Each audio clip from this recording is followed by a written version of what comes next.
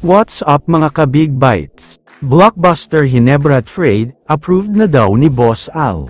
Pero bago ka sana magpatuloy sa panunood ay huwag mong kalimutang mag-subscribe sa aking YouTube channel.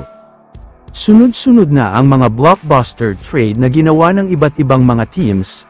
Nauna na nga dyan ang Barangay Hinebra at Terra Firma, matapos ang kanilang nakakagulat na ginawang 4-man trade including pick swap.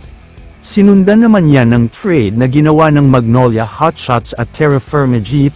Binitawan nga ng Magnolia itong long-time guard nila na si Gio Halalon, kapalit naman ng isang sophomore sa liga na si Xavier Lucero. Hindi pa dyan natatapos dahil gumawa na naman ng trade ang Barangay Hinebra, matapos lang naman nilang bitawan si Sydney Onwubere, kapalit naman ng isa din big man mula sa Northport Batang Pier na si Ben Adamos. Pero kung akala nyo ay dyan na natatapos ang mga blockbuster trade, nagkakamali kayo dahil dyan palang nagsisimula.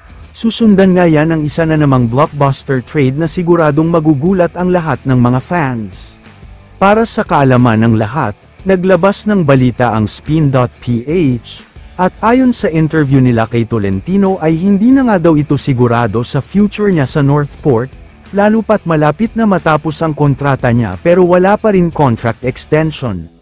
Kaya naman ayon sa mga source, interesado daw ang Barangay Hinebra na makuha si Arvin Tolentino mula sa Northport Batang Pier, dahil ang goal nga daw nila sa paparating na bagong season ay gawing malaki ang lineup nila. Alam naman nating lahat na nagbawas ng isang malaking player itong Hinebra dahil sa pagkawala ni Christian Standhardinger. Pero kung makukuha daw nila si Tolentino ay madadagdagan sila ng isang shooting big man.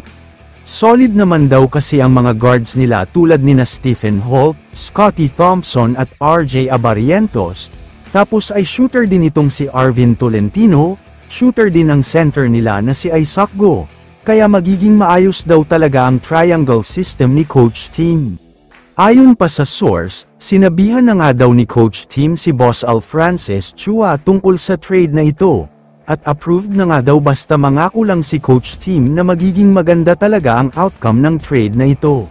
Sa tingin ko naman ay sobrang magiging sulit nga, dahil ibang level na ngayon ang laro ni Tolentino, BPC at MVP candidate pa nga siya, kaya makakatulong talaga siya ng gusto sa Hinebra, at magiging malaki talaga ang role niya sa sistema ni Coach Tim. Kaya naman kung kayo ang tatanungin, ano ang masasabi nyo sa balitang ito? I-comment mo naman ang opinion mo tungkol sa tanong na ito. Dito na muna nagtatapos ang video na ito. Maraming salamat sa panunood mga ka-Big Bites. God bless sa inyong lahat.